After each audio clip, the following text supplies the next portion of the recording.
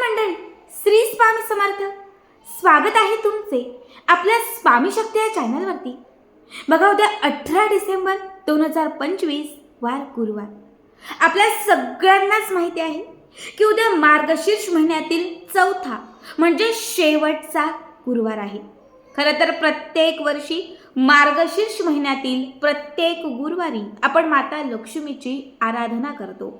आपल्यापैकी असंख्य लोकांच्या घरांमध्ये माता लक्ष्मीचे व्रत केले जाते. या दिवशी जेवढी शक्य तेवढी माता लक्ष्मीची उपासना केली जाते, कारण संपूर्ण मार्गशीर्ष महिना हा माता लक्ष्मीच्या महालक्ष्मीच्या सेवेसाठी समर्पित असतो. जो भक्त या मार्गशीर्ष महिन्यात माता लक्ष्मीची सेवा करतो, आराधना करतो, त्यावरती माता लक्ष्मीची कायम कृपा राहते. त्याची प्रत्येक इच्छा पूर्ण होते आणि त्याच्या घरामध्ये अखंड स्वरूपाने महालक्ष्मी स्थिर होते. पैसा, धन, संपत्ती, ऐश्वर्य यात कायम बरकत राहते. पण बऱ्याच वेळा सुतक असेल, मासिक धर्म असेल किंवा कुठेतरी बाहेर जायचं असेल, त्यामुळे बघा आपल्याला गुरुवार करणं शक्य होत नाही. इच्छा असूनही व्रत धरता येत नाही. कधीतरी आजार पण येतं, त्यामुळे उपवास होत नाही. मग मनासारखी सेवा, आराधना, पूजा आपल्याकडनं होत नाही. पण आज या व्हिडिओमध्ये मी तुम्हाला असा एक अत्यंत महत्त्वाचा उपाय सांगणार आहे, जो उद्या मार्गशीर्ष महिन्यातील शेवटच्या गुरुवारी तुम्ही केला, संपूर्ण मार्गशीर्ष महिन्याचं फळ मिळेल. संपूर्ण मार्गशीर्ष गुरुवारांचं फळ तुम्हाला मिळेल. मनातील इच्छा पूर्ण होईल. तुमच्याकडे कायम पैसा, धन, संपत्ती हे येत राहील आणि अखंड स्वरूपाने लक्ष्मी तुमच्या घरामध्ये स्थिर होईल. जी काही इच्छा असेल, अगदी कठीण इच्छा असेल किंवा कुठलीही इच्छा असेल, तर ती इच्छा हा मार्गशीर्ष महिना संपण्याच्या आत म्हणजे त्या काही तासांमध्येच तुमची इच्छा पूर्ण होईल. आता मी तुम्हाला 2 उपाय सांगणार आहे. दोघांपैकी तुम्ही कुठलाही एक करू शकता. शक्य असेल तर दोघांपैकी तुम्ही 2 केलात तरीही चालतील. सगळ्यात पहिली गोष्ट, उद्या सकाळी लवकर उठायचं आहे. आता हे सांगण्याचं नाही आहे, कारण प्रत्येक महिला सकाळी लवकरच उठणार, आपलं व्रत आहे. लवकर उठा, स्वच्छ पवित्र स्नान करा, उंबरट्यावर हळदीचं लेपन करा, दारामध्ये छान रांगोळी काढा. जे हळद असते, सुकी हळद, त्या हळदीचं छान दाराच्या समोर एक स्वस्तिक काढा. हे सगळं काही करून झालं की त्याच्यानंतर हा उपाय करा.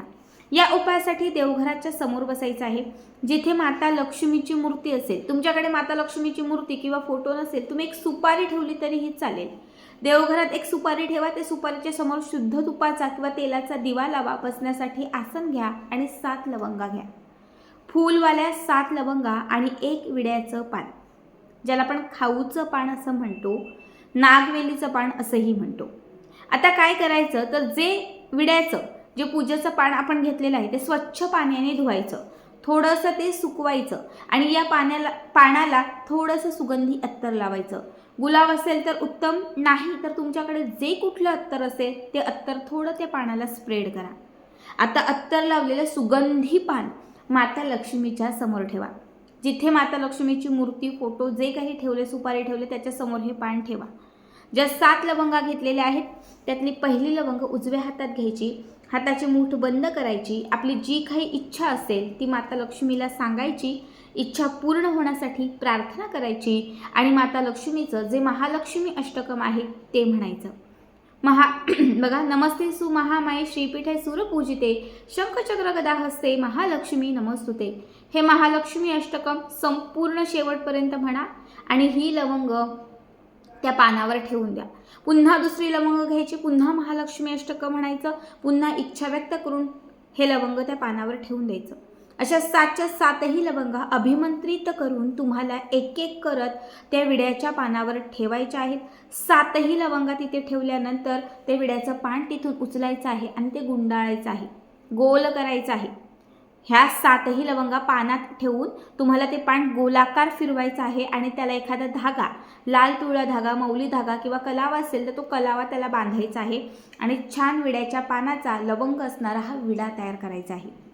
आता हा तयार केलेला विडा तुम्हाला 1 तास, 2 तास किंवा संध्याकाळपर्यंत देवघरातच ठेवायचा आहे. दुपारनंतर, संध्याकाळनंतर किंवा 1-2 तासानंतर जेव्हा कधी तुम्हाला लक्ष्मीच्या मंदिरात जाण्याचा योग येईल, जिथे कुठे लक्ष्मीचं मंदिर असेल, गावदेवीचं मंदिर असेल, कुठल्याही देवीचं मंदिर असेल, तर त्या ठिकाणी जेव्हा तुम्ही जाल तेव्हा हा पानाचा विडा घेऊन जायचा. लवंगाच्या पानाचा विडा तिथे घेऊन जायचा आणि माता लक्ष्मीला तो अर्पण करून आपली इच्छा सांगून घरी यायचं. बघा, जसा हा 7 लवंगाचा पानाचा विडा तुम्ही मंदिरात ठेवून आपल्या घरात याल, समजून जा तुमची इच्छा लक्ष्मीपर्यंत पोहोचली. तुम्ही जी काही त्या महालक्ष्मी अष्टकमाची सेवा केलेली आहे ती माता लक्ष्मीने स्वीकारली. तुमची इच्छा त्वरित पूर्ण होईल. तुम्ही जे काही त्यामध्ये मागितलेलं आहे ते माता लक्ष्मी तुम्हाला 100% देईल. खूप साधा, खूप सोपा उपाय आहे, पण हा बघा या मार्गशीर्ष महिन्यातला खूप महत्त्वाचा उपाय आहे. तुम्ही हा उपाय पहिल्या गुरुवारी, म्हणजे मी मागे सुद्धा हा उपाय सांगितला होता, त्यामुळे कुणी पहिल्या गुरुवारी केला पण असेल, कोणी दुसऱ्या गुरुवारी केला असेल, पण ज्यांना शक्यच झालं नसेल, ज्यांनी केलाच नसेल, त्यांनी या गुरुवारी, शेवटच्या गुरुवारी तरी आवर्जून करा. आता जो दुसरा उपाय सांगणार आहे तो सुद्धा तुम्हाला सकाळी सकाळी करायचा आहे. सकाळी 9च्या आतमध्येच सगळी पूजा अर्चा जी काय असेल ती आवरून घ्यायची. नाही पूजा तर माता लक्ष्मीच्या समोर एक तुपाचा तेलाचा दिवा तर एक लावून घ्यायचा. त्याच्यानंतर तुम्हाला थोडे तांदूळ घ्यायचे आहेत. पांढऱ्या रंगाचे, सफेद रंगाचे थोडे तांदूळ घ्यायचे आहेत. एका प्लेटमध्ये तांदूळ घ्यायचे आणि त्याच्यावर कुंकू घालायचं. सफेद तांदळांना कुंकू लावून तुम्हाला ते तांदूळ व्यवस्थित लाल करून घ्यायचे आहेत. उजव्या हाताच्या या 3 बोटांमध्ये हे थोडेसे तांदूळ तुम्हाला उचलायचे आहेत. माता लक्ष्मीची मूर्ती, श्रीयंत्र, फोटो जे काही तुमच्या देवघरामध्ये असेल त्याच्यावरती हे कुंकवाचे तांदूळ अर्चन करून तुम्हाला श्रीसूक्त म्हणायचं आहे. फलश्रुती नाही म्हटली तरीही चालेल, फक्त श्रीसूक्त म्हणा. 7 वेळा श्रीसूक्त तुम्हाला म्हणायचं आहे. एकदा म्हटला, दुसऱ्यांदा म्हटला, तिसऱ्यांदा, चौथ्यांदा, 5व्यांदा, 6व्यांदा आणि 7व्यांदा. 7व्यांदा श्रीसूक्त म्हटलात की शेवटी फलश्रुती म्हणायची. 7व्यांदा श्रीसूक्त म्हटलात की शेवटी फलश्रुती म्हणायची. पण 7 वेळा या लाल कुंकवांचं अर्चन करून आपल्याला माता लक्ष्मीच्या मूर्तीवरती श्रीसूक्ताचे पाठ करून तुम्हाला ते तांदूळ अभिमंत्रित करायचे आहे. ठीक आहे. त्याच्यानंतर बघा, दिवसभर हे तांदूळ आपल्याला माता लक्ष्मीच्या समोर ठेवायचे आहेत. संध्याकाळी म्हणजे 6-6:30 जे लक्ष्मी प्राप्तीची वेळ आपण म्हणतो, या वेळामध्ये माता लक्ष्मीवरती अर्पण केलेले तांदूळ आपल्याला उचलायचे आहेत. एखाद्या लाल कापडामध्ये किंवा कागदामध्ये ते तांदूळ तुम्हाला ठेवायचे आहेत. त्या कागदाची पुडी किंवा एक छोटी पोटली करायची आहे आणि कायम ती पोटली आपल्यासोबत, आपल्याजवळ, आपल्या कपाटात, तिजोरीत किंवा व्यवसाय असेल तर त्या ठिकाणी कुठेही जिथे तुम्हाला यश हवं आहे, जिथे तुम्हाला प्रगती हवी आहे, तर त्या ठिकाणी हे तांदूळ आपल्याला ठेवायचं आहे. कायमच भरभराट राहील, कायमच यश मिळत राहील, माता लक्ष्मी नेहमी प्रसन्न राहील. मनात असणारी कितीही कठीण इच्छा असेल तर ती पूर्ण होईल.